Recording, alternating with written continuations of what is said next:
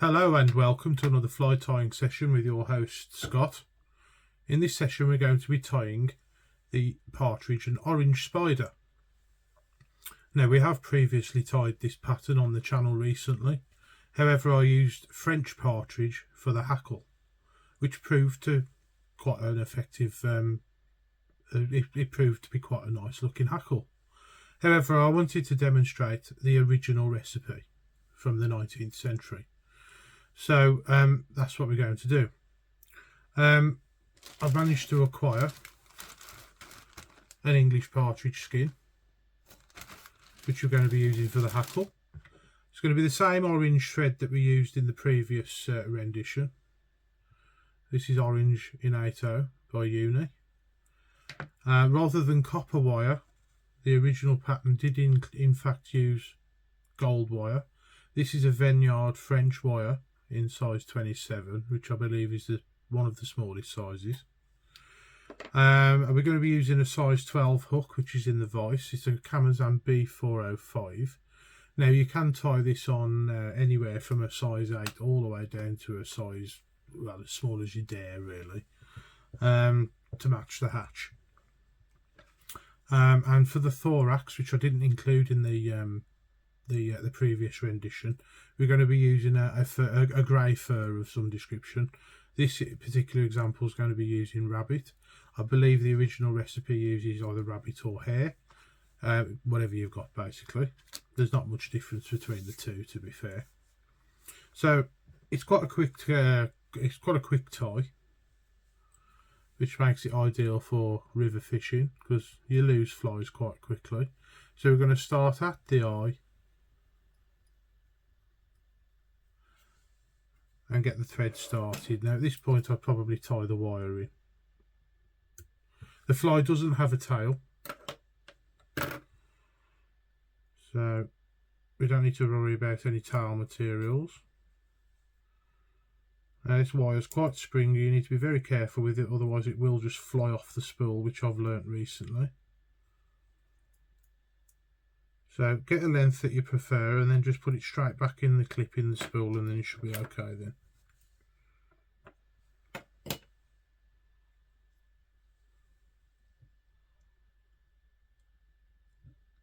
And I'd probably tie it so it's just the head length away from the eye and tie it in there.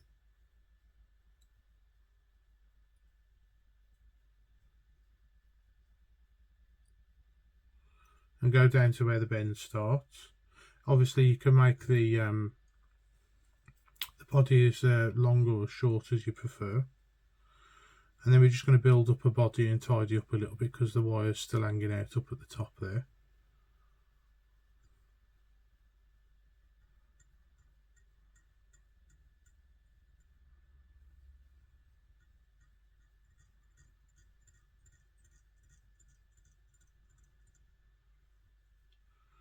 Go back, so I think I missed the turn there. Right, there we go, that's better. And then you want to go down to probably about there and come back up again.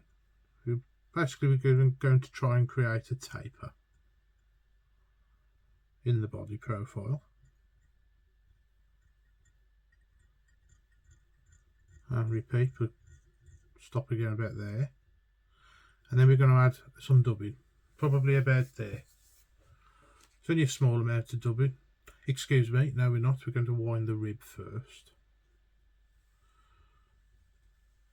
You could use a gold tinsel, a very fine one, but I'm trying to stick to the original pattern.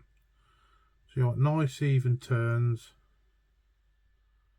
probably about 1.5 mm apart on this particular size hook. And then tie in the wire where you want the thorax to start. The wire does two jobs here really. It protects the body because it literally is just tying thread. And then holding the thread tight, wiggle the wire and it should snap eventually. There we go. Saves your scissors.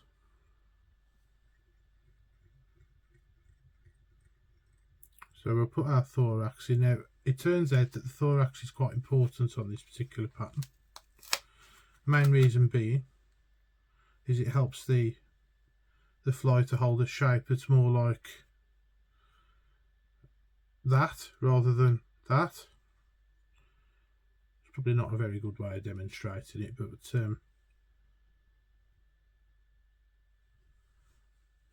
hopefully when you tie the fly and fish it, you'll know what I mean. So you need a very small amount of dubbing, you don't need much.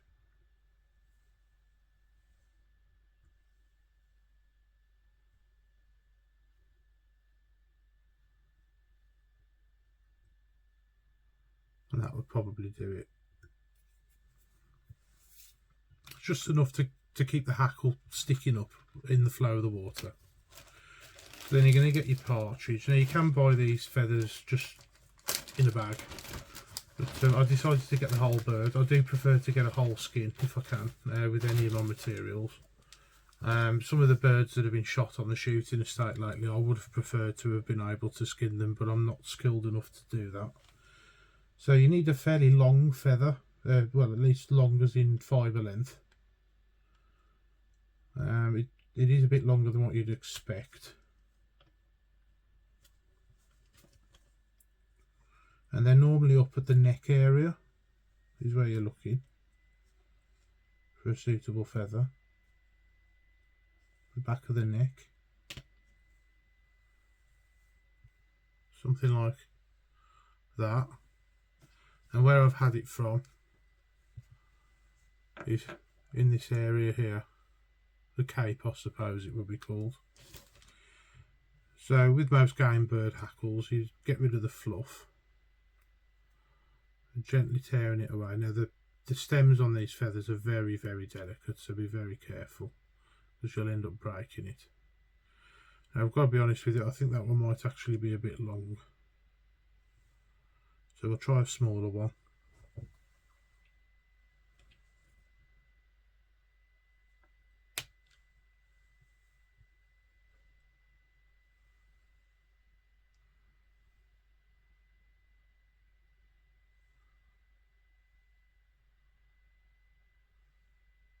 I think so long as I don't use, mind you, that look, I think the other one was smaller actually. We'll go with the first one and see how it looks. If it looks rubbish, then we'll change it.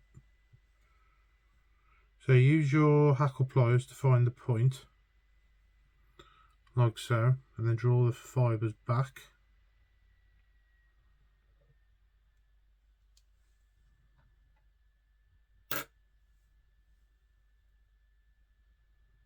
And tie it in.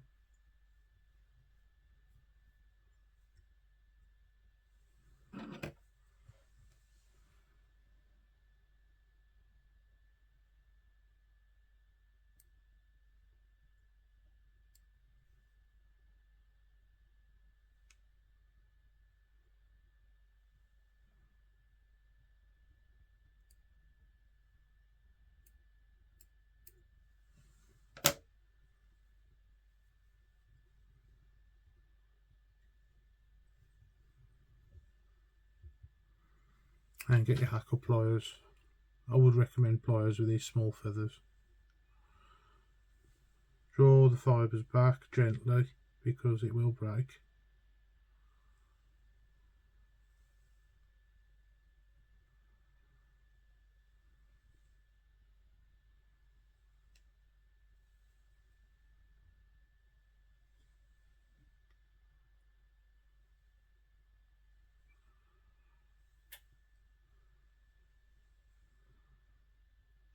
You can have this hackle as sparse or as thick as you like. I actually quite like it thick, but I think that might be a turn too many there. So we'll go with that one.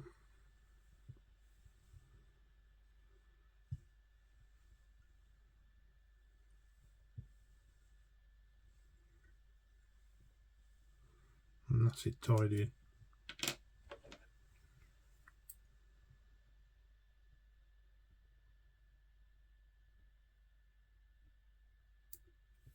And trim away. That doesn't look half bad actually. Draw them back, tidy up the head area.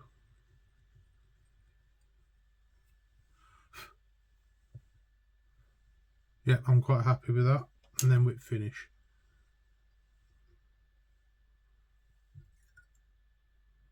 Or half inch. It's up to you. There we go, all done.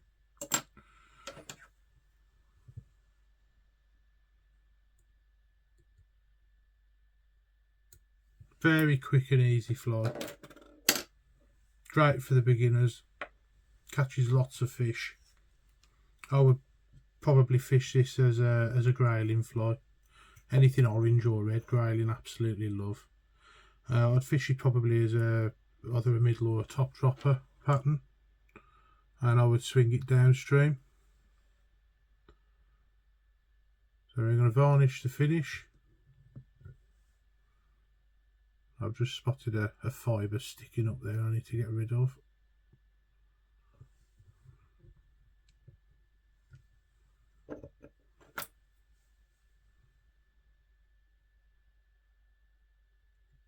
There we go. And there we have it.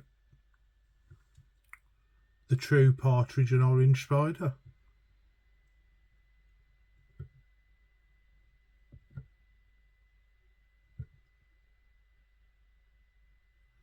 Thank you all very much for watching. Please like, share and subscribe. And I'll catch you in the next one. Bye bye for now.